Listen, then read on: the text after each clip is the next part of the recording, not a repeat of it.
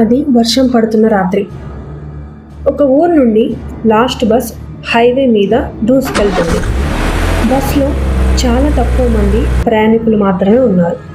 అందులో ఒక అమ్మాయి. ఆ అమ్మాయి పేరు సాన్వి.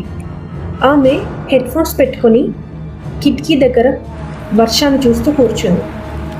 సడన్గా బస్ మధ్యలో ఒక పెద్దాయన లేచి డ్రైవర్ దగ్గరికి వెళ్ళి ఇలా అన్నాడు, "ఈ రూట్లో వెళ్ళొద్దు" అని. డ్రైవర్ నవ్వాడు. "తాతయ్య, మీరు దయ్యాల సినిమాలు ఎక్కువ చూస్తారా?" అని. అంతే. 5 నిమిషాల తర్వాత బస్ ఒక్కసారిగా రోడ్డు మధ్యలో ఆగిపోయింది. బస్ ఇంజిన్ పనిచేయడం మానేసింది. చుట్టూ పూర్తిగా అడవి. డ్రైవర్ ఇంకా కండక్టర్ ఇద్దరు బస్ దిగి చెక్ చేస్తున్నారు. అప్పుడే సాన్వి ఒకటి గమనించింది. బస్ చివరి సీట్లో ఒక చిన్న కుర్రాడు కూర్చున్నాడు. వైట్ స్కూల్ యూనిఫామ్ వేసుకొని మొత్తం తడిసిపోయి ఉన్నాడు. బస్ ఎక్కడా ఆగలేదు.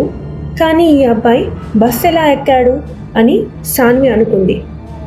మెల్లగా ఆ అబ్బాయి దగ్గరికి వెళ్ళింది. "బాబు, మీ పేరెంట్స్ ఎక్కడా?" అని అడిగింది. ఆ అబ్బాయి మెల్లగా తల పైకి లేపి ఇలా అన్నాడు, "అక్క, ఈ బస్ 3 ఏళ్ల క్రితమే యాక్సిడెంట్ అయ్యింది" అని. సాన్వి ఒక్కసారిగా భయపడింది. "ఏమంటున్నావు?" అంది. ఆ అబ్బాయి బస్ కిటికీ బయట వేలు చూపించాడు. సాన్వి బయటకు చూసింది. రోడ్ సైడ్లో ఒక పాడైన బస్ కనిపించింది. అది ఎగ్జాక్ట్గా వీళ్ళు ట్రావెల్ చేస్తున్న bus. Same number, same colour. ఆ బస్ పూర్తిగా కాలిపోయి ఉంది. సాన్వి షాక్ అయ్యింది. వెంటనే వెనక్కి తిరిగి చూసింది. కానీ అప్పటికే అందులో ఉన్న ప్రయాణికులు ఎవ్వరూ కనిపించలేదు. అన్నీ ఖాళీ సీట్లే. ఆ పెద్దాయన మాత్రం బస్ చివర నిలబడి ఉన్నాడు.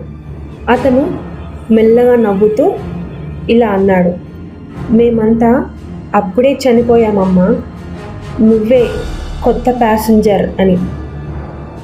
తనకి అర్థం కాలేదు. అప్పుడు బస్ డోర్స్ లాక్ అయ్యాయి. ఇంజిన్ అదే ఆన్ అయిపోయింది. బస్ మళ్ళీ ఒక డార్క్ హైవేలో ముందుకు వెళ్ళడం మొదలయ్యింది. సాన్వి భయంతో ఎమర్జెన్సీ డోర్ తెరవడానికి ప్రయత్నించింది. కానీ డోర్ ఓపెన్ కాలేదు. అప్పుడే ఆ చిన్నపిల్లవాడు ఆమె చేతిలో ఒక పాత న్యూస్ పేపర్ పెట్టాడు. సాన్వి హెడ్లైన్స్ చూసింది. ఆమె ఒక్కసారిగా షాక్ అయింది. 3 ఏళ్ల క్రితం జరిగిన బస్ యాక్సిడెంట్లో 27 మంది మృతి, బస్సులో అందరూ మరణించారు అని.